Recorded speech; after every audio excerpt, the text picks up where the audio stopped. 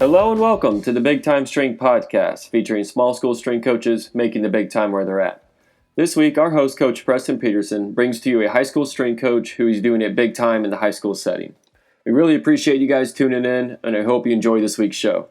Hello and welcome to another episode of the Big Time Strength Podcast. Before we get to the episode, we'd like to take time to thank our sponsors. First, thank you to TeamBuildr. TeamBuildr is the leading software for high schools and colleges by providing coaches the ability to write programs online, generate over 13 reports, and even train athletes remotely for a side income. Right now, if you sign up with code BIGTIME, you will receive a free APRE programming template, which works automatically within TeamBuildr. No more spreadsheets and workout cards to track training maxes that change day by day. Automate your programming without outsourcing your programming with TeamBuildr. We're so thankful for Hewitt and the guys at TeamBuildr for just taking the time to support a podcast that truly gets to connect with coaches weekly that are just making the big time where they're at. And there is no doubt in my mind that's what Hewitt is helping coaches do around the nation, is just help every coach give a big time experience for their student athletes. So once again, thank you to TeamBuildr. Powerlift is our second sponsor. Powerlift is a leading manufacturer and distributor of heavy-duty strength training equipment for collegiate and high school athletic performance centers around the world. Powerlift brings over 20 years of experience to the strength and conditioning world. All products are manufactured in their state-of-the-art manufacturing facility in Jefferson, Iowa. They are proud to support all coaches making it big time where they are at. Powerlift is an awesome company. Being from Iowa myself, I'm very partial to their equipment, but not just because they're in the same state as me. They are no doubt the most sturdy racks that you'll find in the industry. The wear and tear on these things do not show. They're just a heavy duty built rack that will last for years. The people at Powerlift obviously know what they're doing. They love what they do. The people that I get to communicate with on a regular basis are Tim O'Neill and Mike Richardson. Both of those guys are just quality stand-up dudes that want to help you get the most out of your facility. Contact Mike Richardson if you guys have any equipment needs. His contact information is in the show notes. Finally, the last thing that I'd like to talk about is a Big Time Strength and Football Clinic hosted at Mount Vernon High School in Mount Vernon, Iowa on Saturday, March 28th. This one is presented by Elite Sports, Powerlift, TeamBuildr, and Eastern Iowa FCA. And there's going to be 21 premier college and high school presenters there. I'm really excited to put this thing together with Gage and also a coach that I get to coach with at Mount Vernon. His name's Matt Hattie. Those guys have done a great job helping me out with this thing and trying just to get quality content to coaches where they can help student athletes make the big time where they're at in both strength and football. So if that's something that you're interested in, please take a look at the show notes and sign up by Friday, March 14th if you want a t-shirt. Otherwise, walk-ups are welcome. Now, without further ado, let's get to our show. Hello, and welcome to another episode of the Big Time Strength Podcast. This week, we have Coach Nick Crouse on, and this is kind of a cool one for me because Nick originally was when he started out as a strength coach, he was at a Iowa high school, and he was killing it there at Red Oak. Now he's moved to actually a Nebraska school, and he'll talk about that a little bit. But even a more connection with our backgrounds is that he's a Northwest Missouri State grad. He kind of knows some of the people I know. Some of the experiences that we've had is kind of cool. And I assume he'll get into that a little bit of what his college experience looked like. But I'm telling you guys, definite person that's just passionate about what he does, wants to help other people. The cool thing about Coach is we were talking before the show, just the commitment that he has to his athletes, even his former athletes that he had at Red Oak, and what that looks like now where he's coaching. So, Coach, I appreciate you coming on the show. Excited to have you. Can you give us a little bit about your background and kind of what you're doing now?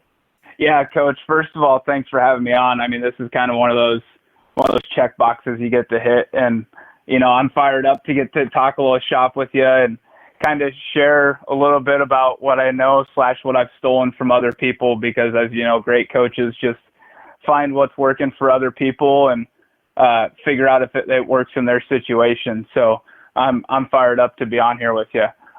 As far as my background, like you said, we've got that Northwest tie, proud Bearcat. Graduated from there in December of 2013. graduated with a degree in phys ed. I knew that I wanted to be in the high school strength and conditioning setting, but that was kind of the only route that I knew. I didn't really know the field. I didn't really know about all the other opportunities, but I knew that I wanted to kind of get in that setting. And I also kind of wanted to do some sport coaching. So kind of an interesting route for me was while I was at Northwest, I was actually an undergrad assistant for the baseball program. So I was there for 3 years doing that, and kind of started out, you probably, call it like a manager's position, doing kind of the grunt, dirty work, setting up drills and stuff like that. But as we got going, I either fooled them, I'm not sure what I did, but they gave me some position coaching responsibilities and some game day, things like that, and just kind of ran with it. And through that, I felt like I learned some different things to coach kids and athletes on, kind of how to motivate, just how to communicate and build relationships. So unique opportunity there. After that, I did my student teaching back actually in my hometown of Red Oak, and that's kind of how I got my foot in the door there. Built some relationships, and, the good Lord worked his magic. And summer of 2014, the job came open to be the high school strength coach in my hometown. And I mean, it was kind of a goal of mine was to be able to go back home and make an impact, similar to how some coaches did it with me. So I spent 5 years there, kind of building and developing their strength and conditioning program. And then, chose a different path, and good Lord again spoke to me and my now fiance and said, why don't you look at Springfield and look at Platteview? And so this is my first year at Platteview, and we couldn't be happier. We're getting the ball rolling here, and we're working every day to try and be the best that we can. That's awesome, Coach. And I think it's so cool when you have the opportunity to impact the school, and then also to work out for your family. We were talking before the show. It was just a good move for your fiance too, for job opportunities, and I'm excited when that stuff works out. Can you tell us just a little bit about how you've got started at a new school? What's that look like? What were some of the stuff that you had to, really try to implement early on, and maybe some of the hurdles along the way? Yeah, for sure. So it was kind of interesting because, like I said, I've got a baseball background. So in the state of Iowa, their high school baseball season's actually in the summer. Well, I got hired last February of 19 at Platteview. And the coach that was there before me actually left its semester. And so they didn't have anyone to run their summer program. So I was tasked to kind of run the summer program while I was also under contract finishing my coaching duties at Red Oak. Just I felt that I was convicted that I needed to finish a job. I can't just drop the ball and leave those guys hanging. And I have great relationships with those guys and those kids. And I felt that was the best thing for me to do was to finish the job we started. So yeah, kind of doing the remote traveling piece throughout the summer, but just ultimately, kind of setting a standard of how you want things done, I think was the biggest thing that, kind of spoke to me when we were getting the ball rolling, especially in the summer, just new expectations of how to do things. And we were kind of talking before the show as far as culture and things like that. And we don't really talk about the word culture. It's more of just how we do things. And kids are starting to really buy into it and understand that there's a certain way that we do things, and there's a reason for everything that we do. And so I think that was kind of the big thing. It's not necessarily the execution of movements and things like that, because that's coaching. But the little things as far as setting racks back up, or how weights go back together, or how you start or perform a drill, or starting behind a line or finishing through a line, or just those little tiny, you can call them culture things, but I call them character things. Showing the character that you need to not only be a good student, be a good athlete, but down the road, be a good husband, be a good father, mother, good boss, good employee, all those different things. And so I think kind of that was the big thing that stuck out to me, was just how we do things, and kind of just understanding the why that we do those things. When you say, this is kind of like, you don't give it the buzzword culture, but you say this is how we do things. Has it been fun to build that like over this year? One of the things that just intrigues me is at a new position, seeing something change or see something push towards maybe the standards that you want to hit. Has that been an exciting deal for you? Yeah, and that's honestly, it's those types of things that get me fired up. I mean, there's obviously anytime you see a kid, hit a PR or something like that in a weight room, or you see something translate onto a field or a court, that fires you up as a coach. But those small little, I guess, culture things, when you see those truly, starting to turn a corner and things like that, that's honestly a lot of fun. I was actually supervising our student section at a basketball game last week, and I don't remember what happened, but a kid about 3 rows behind me just goes, "Coach, she wasn't focused on the little things." And I mean, they just hear me say it all the time. It's about the little things, doing the little things right. And so it was just kind of at that moment where you're like, okay, now it's starting to get traction. Now we're rolling. And it's one of those students that you wouldn't necessarily have really thought that maybe they're getting it. Like, it was just kind of one of those, they actually hear you? So when he said that, it put a smile on my face. We had a laugh about it, but he knew right there. Like, it was that first real connection that he knew, hey, this is why we do it. So that's the fun part to it. That is a lot of fun. I think when you see that grow and prosper and pass on to student, like that is such a rewarding thing. And one of the other things that comes to mind when you're starting at a school is just how you get the program, the system up and rolling. And I know that you kind of implement like a block or level system that separates, training ages, all that type of stuff. Can you give us a rundown of what that looks like and maybe how you're getting that started where you're at now? Yeah, for sure. So it was, it's always a work in progress. I would never say, it's completely done because we're always evolving as coaches. But I wouldn't say that our blocker level system is traditional as some others may be, and maybe that makes me a little weird. But we really do the best that we can to meet each student where they're at. So we've got progressions and regressions for our 4 core movement patterns: our squat, our horizontal press, our hinge, and our deadlift. And then off of that, we get into our clean variations. But through Team Builder, we actually we put tags on all those core movements.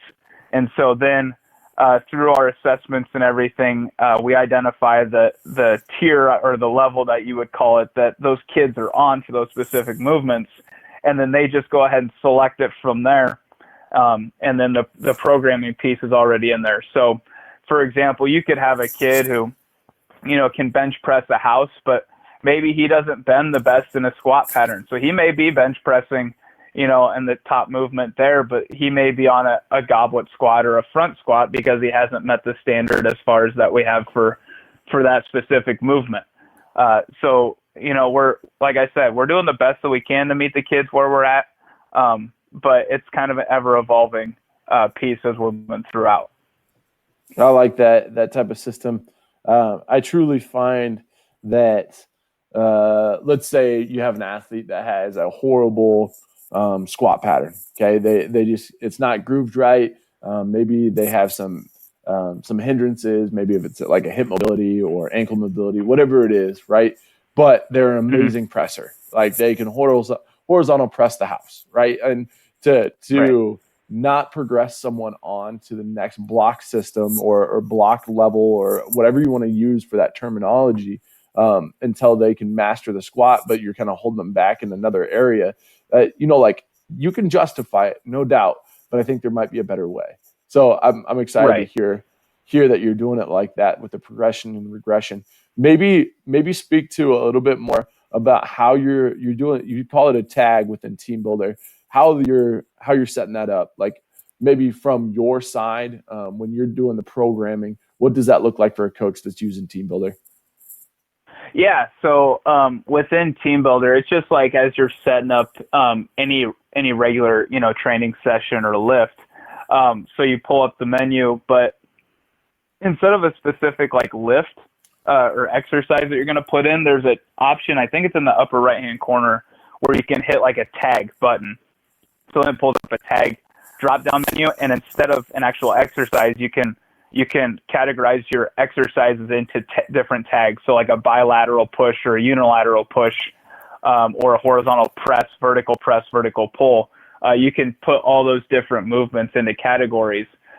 So then you can just put the tag in there instead of a specific exercise. So then when the kids pull it up, and we have iPads on every rack, and so the kids are in the weight room view, and it pulls up, and what the first thing that they see is it's just a little drop down menu. And so it pulls up with all the exercises that you've put in on that specific tag. So if there's a specific movement to where you think, okay, a kid on this calendar isn't necessarily ready for that, you don't have to have it on that specific tag. So you can really control what exercises they really have available to them. But it also gives them a little autonomy and ownership of their training and understanding where they should be and where they need to be at.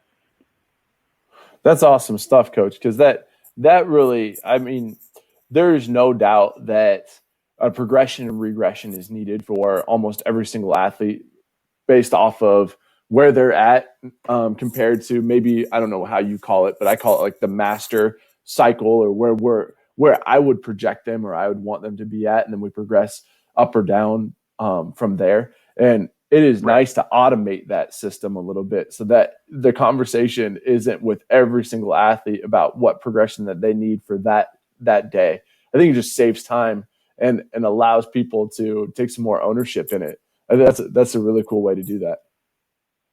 Yeah. And so, like, you know, just an example to kind of tie it all together is today we were our tier 2 movement, and we're a tier system, and we'll talk about this as we go, but we were on a secondary squat pattern. And so I just said, you know, at the beginning of every class, I was like, hey, here's your primary movement. Tier 2, you're on your secondary squat pattern. Pick it from the drop-down menu, and we're rolling.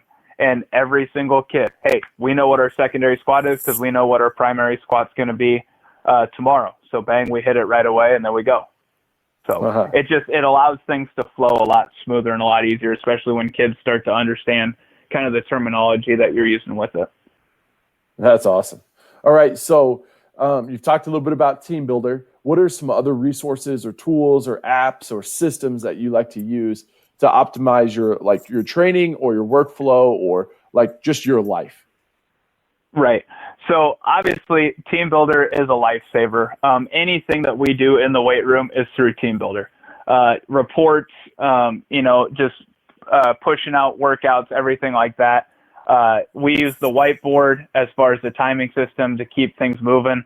So from a classroom management or a weight room management piece, it really just keeps things moving and flying at a pace, and it's easy to see kind of who's supposed to be where they're supposed to be, who's not where they're supposed to be.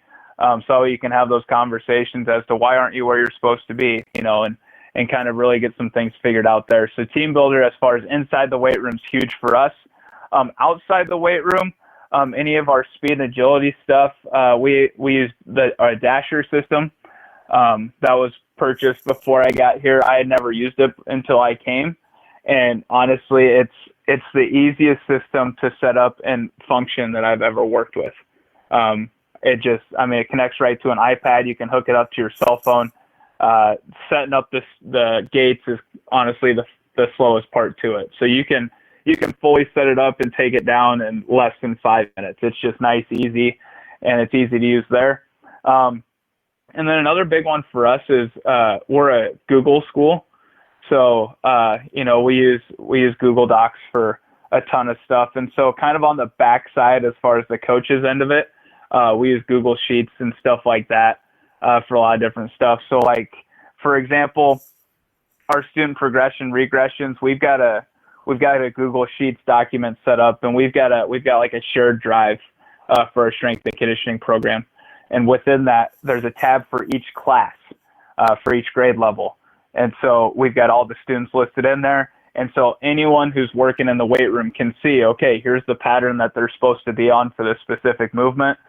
So it's just an easy way to communicate and kind of keep everyone on the same page as far as that goes. So I'd say those are kind of the three big ones for us, and kind of making our lives a lot easier than what it could be.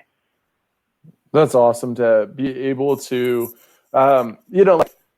to be a strength coach, the X's and O's of strength and conditioning are really fun, but the implementation sometimes, like to get it across to 15 to 18-year-olds, it takes a little bit more. And so anything that can ease that burden a little bit is awesome. So thank you for sharing those. I'm gonna have to look into a couple of those options that you're talking about, a couple of ideas that you're doing.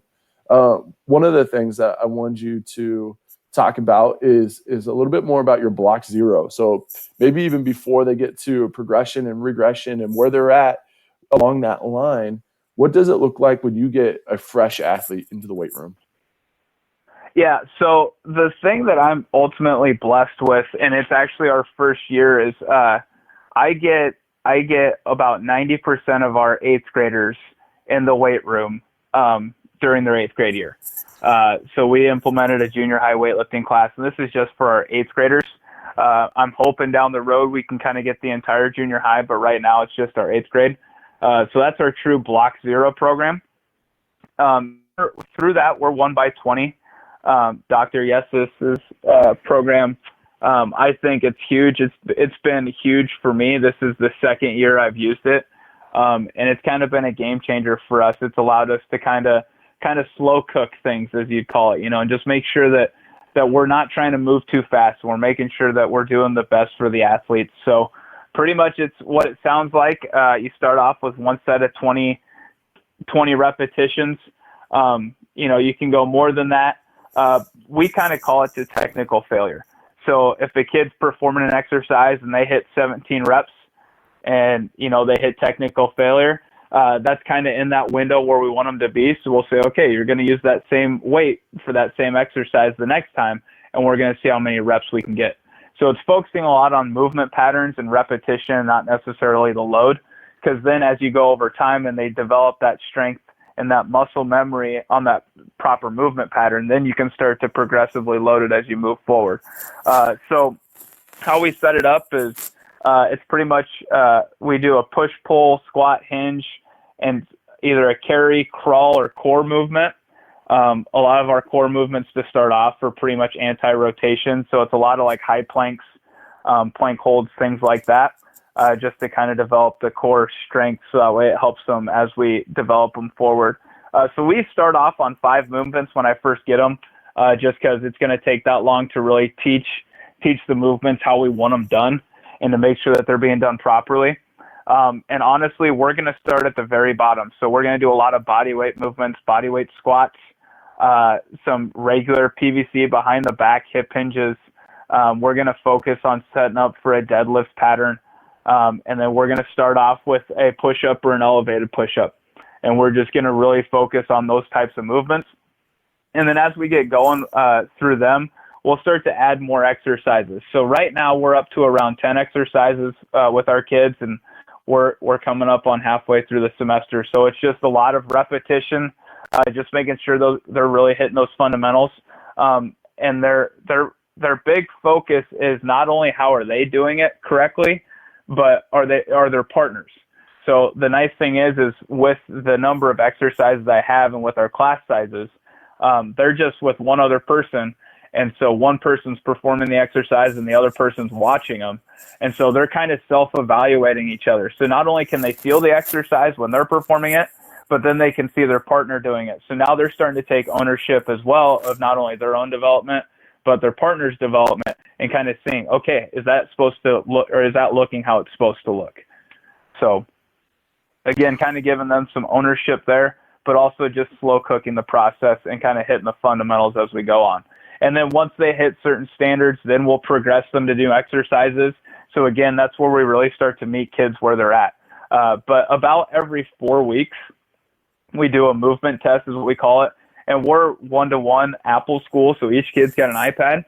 So they bring their iPads to class, and they're tracking everything through Team Builder. But then on our movement test days, they take a video of themselves, and then I have a document that I've created, and it's pretty much just a checklist of like 6 or 7 things for each movement that we're looking for. And they just pretty much hit, did I do this? Yes, no. If not, why, or what needs to be improved upon? If you're not sure, what do you feel like you did well? What do you feel like you didn't do well? So it's forcing them to really think through the movement pattern instead of just doing it. So I think that's kind of been a huge thing of them really taking ownership of it, but also understanding a little bit more of the why we're training certain things. Do you carry that on into your high school program also, as far as like the movement testing and filming, and then the kind of the self-evaluations? Yeah. So we test at the end of every quarter with our high school classes. And so same thing, video, there are 4 lifting movements. And then they'll do an evaluation after that as well. So with the high school kids, it's not as detailed because they kind of know and understand the expectations of the technique. So I tell them 2 things you need to improve on, 2 things you did well. And it's not just the simple, I lifted it well, or I pushed it off my chest well. I want very detailed technique focused things because that's the intent that we want behind the movement and the intent that we want behind our training. So it forces them to take a little ownership and a little self-evaluation behind that. And the other thing I think it's helped with as far as in the weight room has kind of been, staying within our limits.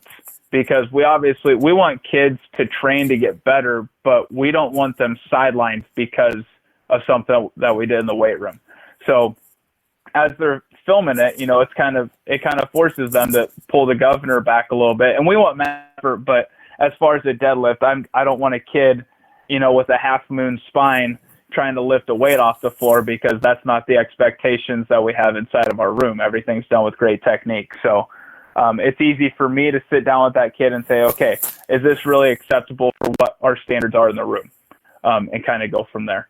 So a lot of times, that's getting stopped before it even gets there, but then they have to think about that ahead of time as far as, is this really how I should be doing this? Yeah, that's really good stuff, Coach, because the self-evaluation, I've really been going back and forth. We're implementing standard-based grading, and for me to evaluate every single video, or for me to evaluate real time, it would take a good chunk of time to get that critical feedback to them.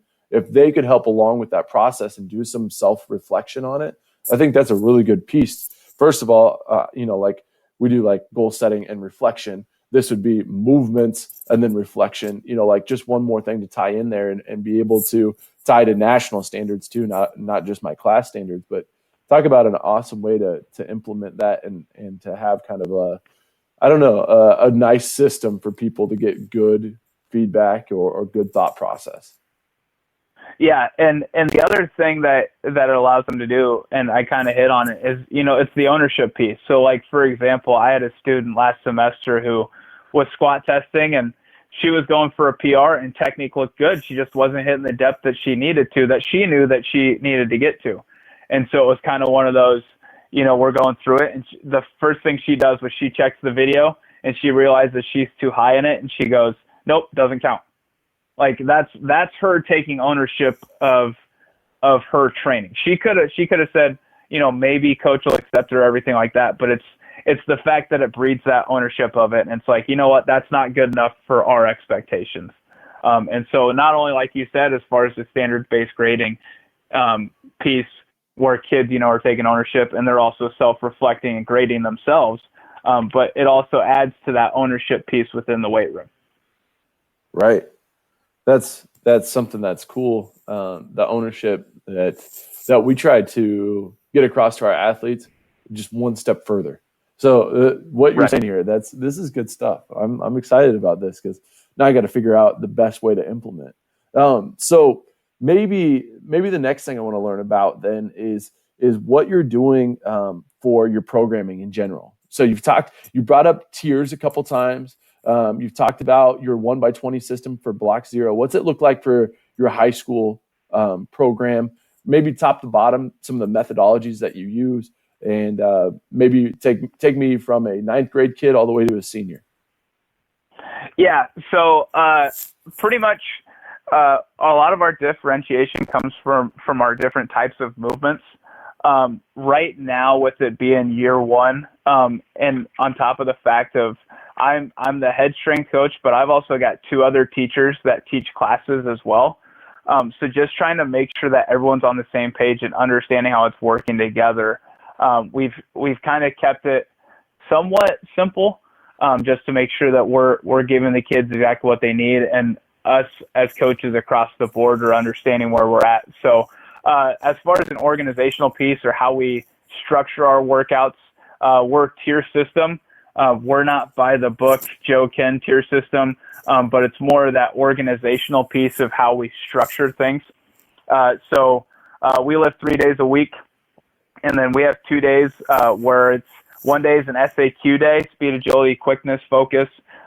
We have early outs on Mondays, so that's our first SAQ day. And then our Thursdays, generally, we call them wildcard Thursdays. So it could be a second SAQ session. It could be some type of testing that we're doing. It could be a competition focus. It's just kind of a mixed bag of what the kids may get. And it's been fun because the kids kind of come in a little timid or kind of excited as far as, they don't know what coach is throwing at them, for a good thing. It's not like they're coming in scared, but they're kind of anxious and excited because it breaks up the monotony of the week. So as far as, our lifting days, we're total, lower, upper, is how we identify them. So Tuesday's our total day. So we've got our primary strength focus in tier 1. So we're either going to deadlift or hang clean. I've only got 5 trap bars, and I've got roughly 30 minutes to train kids. So I can't get all of my kids through our trap bar deadlift, on the same day. So I split up our total day. So our in-season athletes are going to hang clean on their total day, and our off-season is going to deadlift on their total day. And then they're actually going to get that other movement during their quote-unquote upper day. So it's going to be their tier 2 total movement. So like I said, it's not completely by the but it's what fits our system. And I think it's working pretty well so far. So like I said, tier 1's kind of that primary strength focus or power focus, depending on what exercise we're on. Then tier 2, we're more focused on speed and mobility, power, and movement emphasis on our tier 2 movements. So like I said earlier, today was our secondary squat. So kind of self-reflecting and self-evaluating. We had a lot of kids that were kind of tight in the hips and were struggling with squat depth. And so not only did we focus on lightening the load and everything's there, but especially in tier 2, we're going to secondary bilateral squat. So a lot of our kids are either front squatting or goblet squatting. But we're focusing on full depth, almost kind of a pause squat. And then we're just really focusing on the intent out of the bottom of that. And then tier 3 for all of our days is a volume focus. So like I said, on Tuesday is our total day. So our 3 movement on our total day is going to be that upper body movement. So that's where we're going to get our upper body volume, because it's the furthest from that Friday upper lift where we're going to do that bench work. So you're not really gassing them for that upper body lift. So it's that furthest emphasis away to where you can get a little bit of that volume work inside of it. So that's kind of how the tiers are set up. So like I said, Tuesdays are our total day. Wednesdays are our lower day. So that's our big squat day. We do it on Wednesday pretty much for the sheer reason of there's no competitions on Wednesday because it's church night. So we're not really having to fight sport coaches as far as kids squatting on game days or anything like that. We've really kind of nipped that in the bud as far as, is that going to really hinder you? Because we've been talking about, recovery and things like that. So we're kind of turning that corner, but that's a battle I really didn't want to have to fight, and it fit within our system. So we just went with it. And then Fridays, like I said, is our upper day. So kids get fired up to bench, and then normally, 90% of our kids have a competition that day. So it's just another way to get them fired up to lift on a competition day as well. So that's kind of the structure as far as our high school program. As far as like sets and reps and programming, we're pretty linear as far as like a linear progression for our off-season kids. We kind of keep it simple. I tried something new, and I've kind of actually liked how it's worked. I didn't assign any specific loads to it. So we just have sets and reps. And I tell the kids, kind of here's where you should start off at the beginning of the semester for your sets of 10. And then I say, if you're blowing it out of the water, let's just keep going heavier. I tell them to try and get heavier every set, but I don't want you crashing in the bottom of movement. I want all the reps completed. So again, it comes back to the ownership piece and the intent of their training, kind of understanding where should they be and are they truly getting better? Because like I said, with Team Builder, it's easy to pull up and see what a kid's doing and if they're truly pushing themselves. So that's the fun piece as far as the off season. In season wise, for our strength movements, we're APRE. I really like how the kids respond, and I really like how it auto-regulates with everything. I really wish, I had the money for Conduct and everything like that to be able to track how kids are feeling. Right now I don't. Maybe in the future we may get to there at some point. But the APRE kind of automatically can tell how a kid's feeling, and it gives them the dosage they need that day.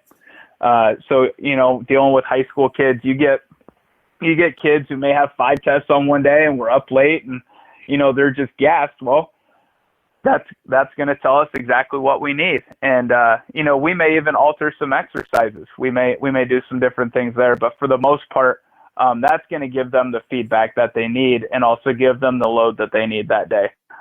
So as far as in season, we're APRE with bench and squat. And then we are actually undulating with our clean movements, both in season and off season. And then we actually went undulating with our in season deadlift as well. I just liked how the volume was really low with that and the intensity is high, especially matching that up with another strength-based movement. Our kids still feel fresh. I mean, I was a little hesitant when I was first putting it together. But our kids have responded really well, and to be honest, they're rocking it. I had a bunch of kids setting PRs today, and we still don't test for another 2 weeks, just because they feel fresh and they're really trusting and taking their training seriously. So I guess in a long-winded answer, we do a little bit of everything. I'm not a true one-trick pony, I guess. So I do what I feel is best for our kids. With the different specific movements. I like the way that you have that set up. There's some similarities between what you do and what I do. And there's some upside to giving kids like ownership with an APRE, or there's some upside in seeing a linear periodization, or there's some upside to having people not complain on a Wednesday that they're squatting because there's nothing going on that night. Like those are just really good thoughts, very solid things that if you can get people to buy in behind having good, solid work weekly for, obviously the whole year, from 9th grade to 12th grade, they're going to end up being where they need to be athletically. You pair that with their skills that they're doing with their coaches, you're doing that with your SAQ or that's what you called it, right? Speed, agility, and quickness. Yep. You pair those with those type of deals, and maybe the change ups that you talked about on Thursdays, man, like that is a great way to progress people all the way around, from when they're a freshman to a senior. So I'm excited for you, Coach. I like the way that you do that, and not just because of the way I do it, but it does just make sense to me. So that's a cool kind of comparison there.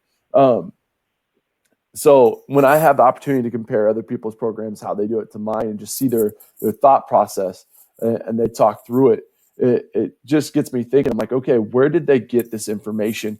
How did they start to piece this together, right? Because obviously you put a lot of time into how you want this to function and you want it to flow. What is your go-to stuff? Like, where do you go for professional development resources? What is the best thing for you to learn from, and maybe the people that you reach out to when you need help? Yeah. So a lot of the stuff, as far as like a lot of the stuff I just ran through, are from clinics. And honestly, those are the best things to go to and the best ones you can attend. And I know I'm going to sound biased here because I'm a member, but the NHSSCA, their clinics are some of the best I've ever seen. I never leave an NHSSCA clinic without learning something new.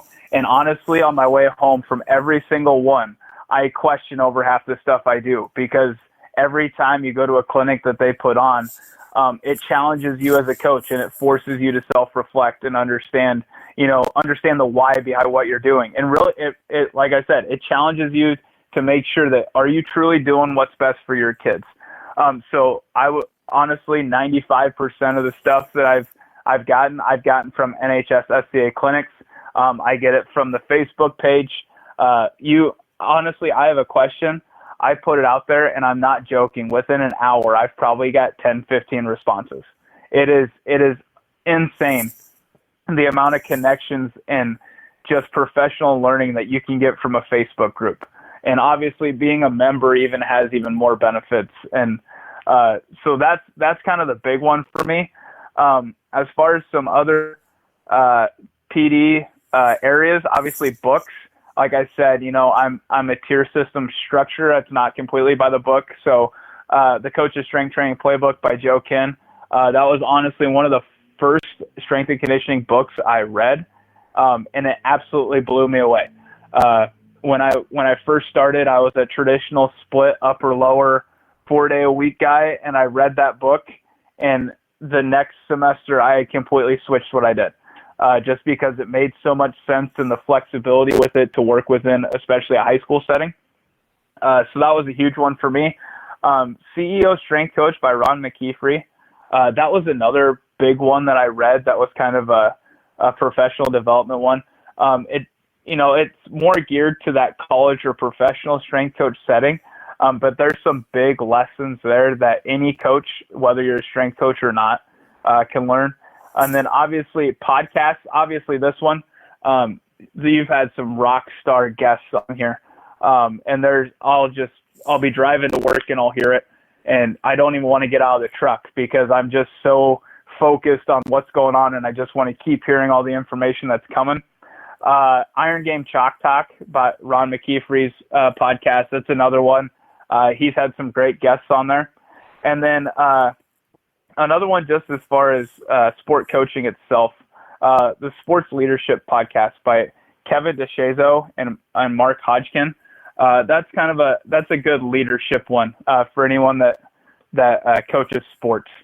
I've found some good resources and some good just insightful things from that. It's a newer one for me. I just got on it. So I'm kind of trying to dig my way through that one, but that's another good one as far as just a basic overall coaching one. That's good. That's a really good list. I want to. Who did you say was the host for the Sports Leadership Podcast? Kevin DeShazo and Mark Hodgkin. Okay, got it. So that is awesome. I'm trying to, as much as I can, I want to learn maybe leadership qualities or characteristics or whatever in a way that we can teach to student athletes. Would you say that's a good one? Is that to coach the coaches, or is that specifically in a way so that we can transfer the information to student athletes? I don't know if I framed that well enough, but do you kind of get what I'm saying? Yeah. It's got a little bit of both. There's definitely some like CEO level, like leadership, kind of behind the scenes stuff, but then they've also got some relationship pieces there, and kind of some relational things there. So it's kind of a mixture of stuff. Like I said, that's a newer one for me. So I'm not too far down that rabbit hole. I just actually found it, the other day. And so I've only had a chance to listen to like one or two of those. Cool. All right. I'm going to have to check that one out. Coach, you obviously are excited about learning. You're listening to podcasts, you're going to clinics, you're talking to people, reading books. That sets you up to always like have something in your mind that you want to improve. What are you excited about improving on this next year? Yeah, and it kind of seems like the rabbit hole that a lot of strength coaches are going down, but the feed the cats. I've really kind of started diving into that. Of course, you kind of dip your toe into the water to see what it's about, and it's just one of those things that sucks you in. And from what I'm getting so far, it really fits, especially the high school setting. It just makes complete sense. So that's what I'm getting ready to kind of dive head first into. That and then the RPR system, reflexive performance reset. That's something that's kind of been on my radar. But with the change and everything, it just hasn't happened yet. But those are the two big things that I'm really excited to dive into in the next year. I think those are two things that are going to be just program changers for us. And I've talked to some coaches that do some of that stuff within their programs, and they just say nothing but positive results about it. So, like I said, I want to do whatever I can to improve our kids and their performance and help them to be the best they can be. And I think those are going to be two things that are not only going to challenge me as a coach, but set them up for success.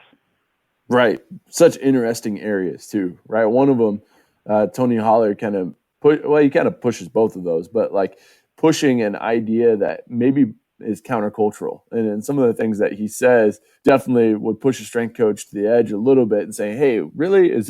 You're saying that you don't believe in liftings? Maybe every once in a while he'll say that, but then again, he'll come back and kind of say it in a different way. But I truly love the record, rank, publish idea behind Feed the Cats. I love not burning the steak. I like the slow cooking mentality.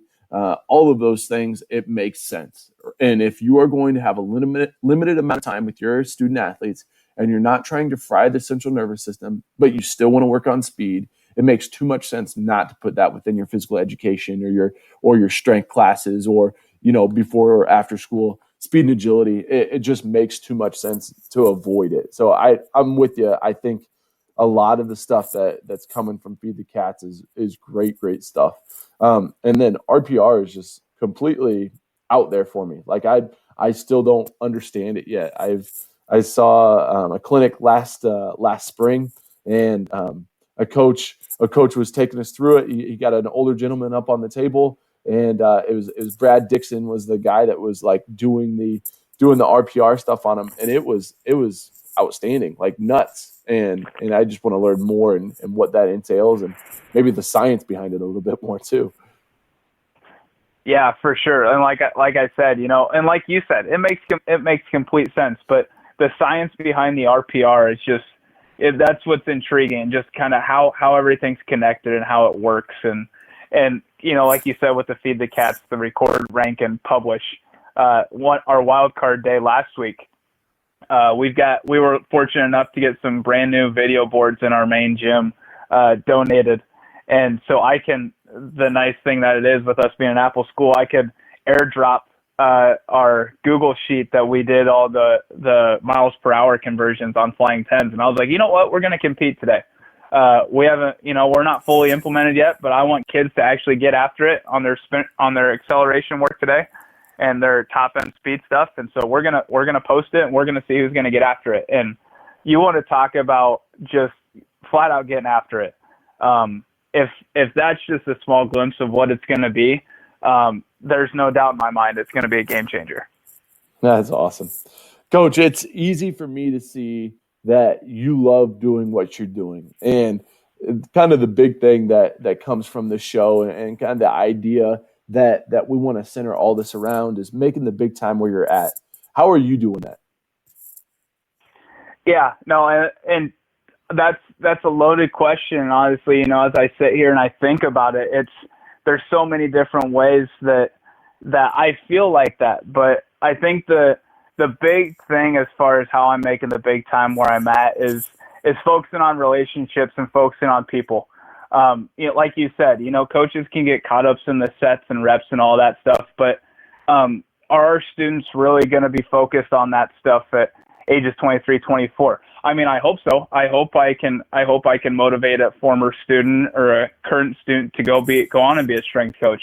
I'm fortunate enough that I've had a former student that's actually kind of paying his due and working his way through and wants to be a strength coach someday, and that brings me a ton of joy to see him at conferences and stuff and know that he's chasing that and that I had just a small little bit of that piece as far as, kind of planting that seed.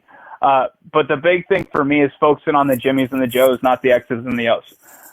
Just building relationships with kids and understanding that I've been given a platform as a teacher and a coach.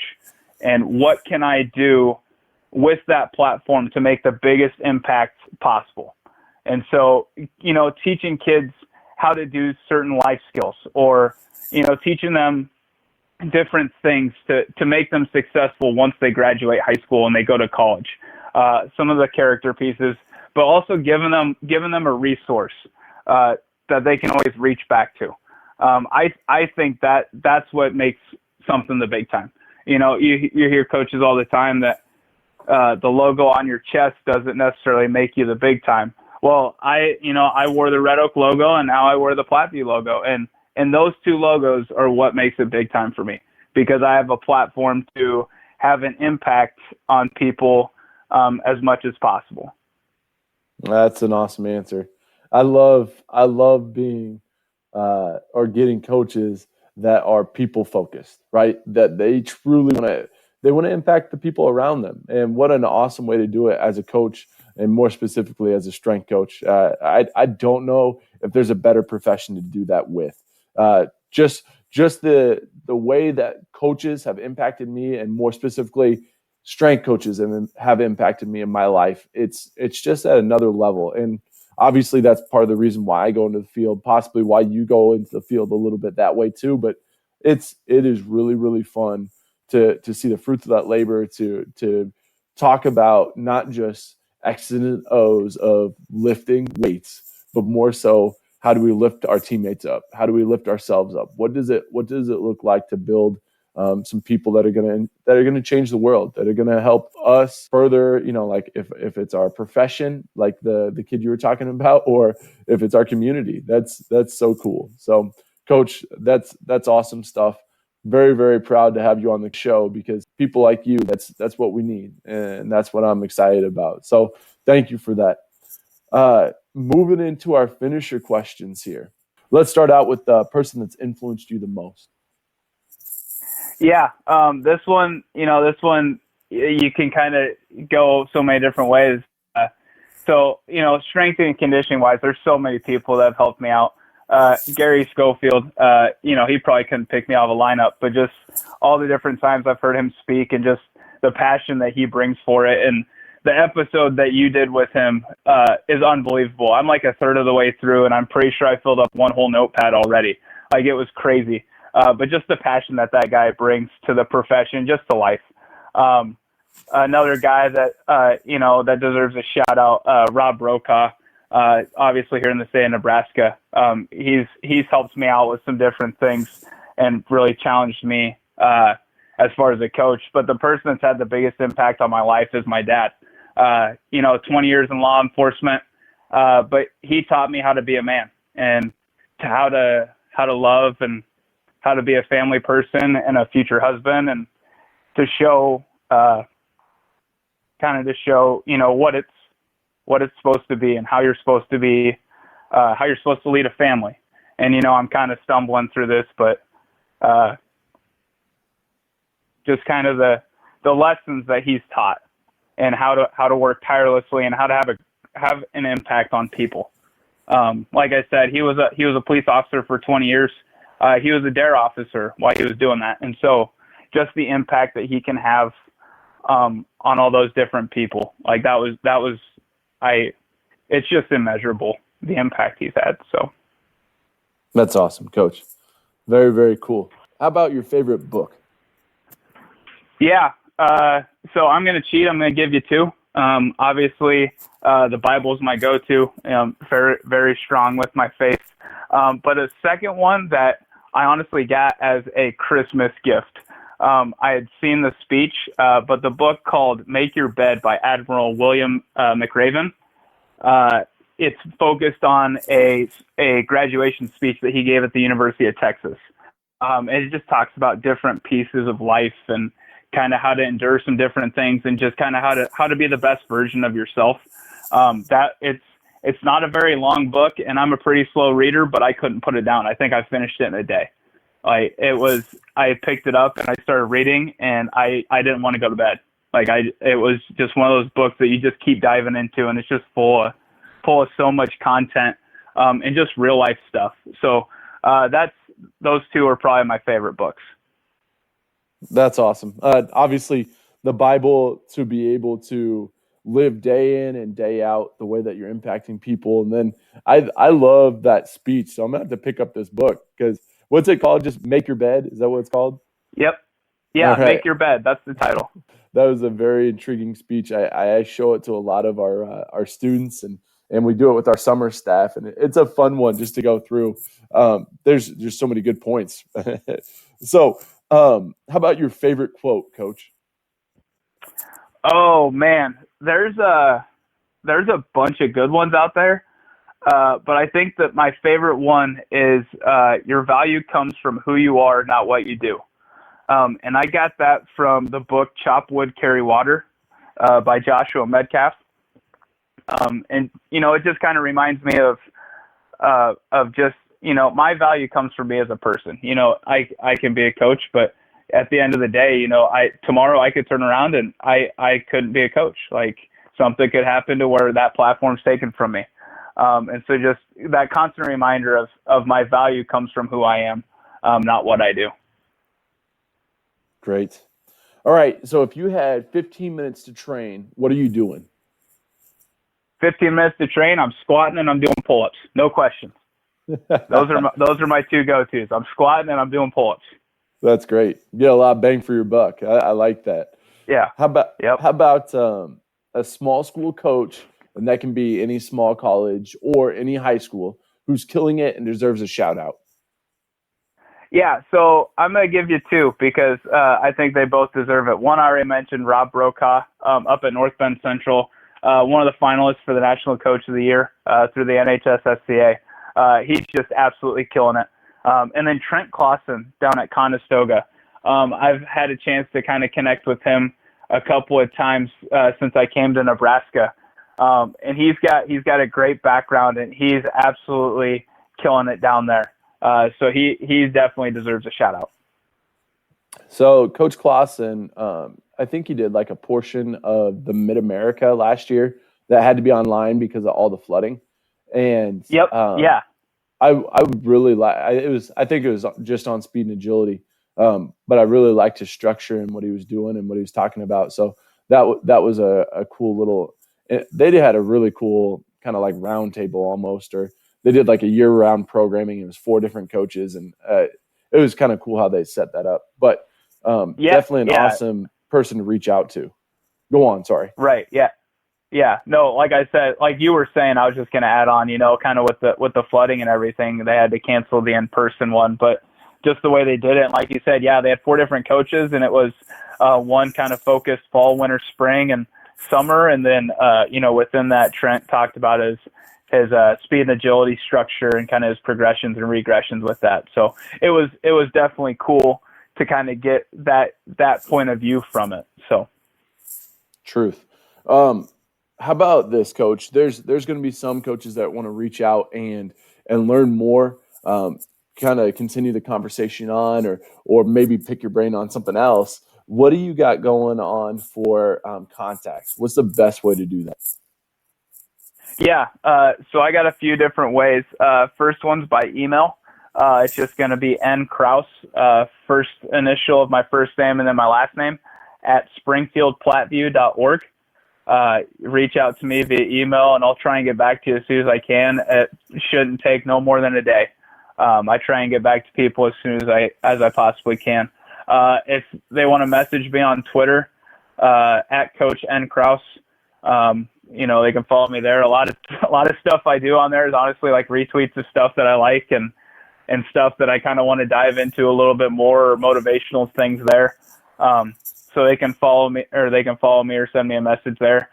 They can honestly text me too. If they've got questions, they're more than welcome to text me, and we can set up some type of conversations there too. So my number is 402-278-8325. That's not a joke number. That's not a burner or anything like that. So that's my direct number. And if they want to give me a text or anything like that and, want to set up a phone call or something, then I'd be more than willing to. Thank you for doing that. That's awesome of you. And we'll have those in the show notes for people so they can check that out. And Coach, I just wanted to wrap up the show by just thanking you for coming on and letting you know that it is awesome to be able to interview coaches that are truly making it big time where you're at. And Coach, we're getting closer to the spring break time, moving into some spring sports and all of this going on. I know it's a hectic time for you. To take the time out of your schedule to do this, it means a lot. So thank you for all of that. No, the pleasure is all mine, man. I appreciate you asking me to be on. It's an absolute honor, and you guys, you Engage, are just killing it with this. And the impact that you guys are having on the field and the resource that this is for so many coaches who may not be able to have the chance to afford to go to conferences or clinics, and just be able to learn from different people in different areas and get all the content that you guys are putting out there is unreal. So I appreciate you guys for having me on, and I just look forward to learning some more through the coaches that you guys have on in the future.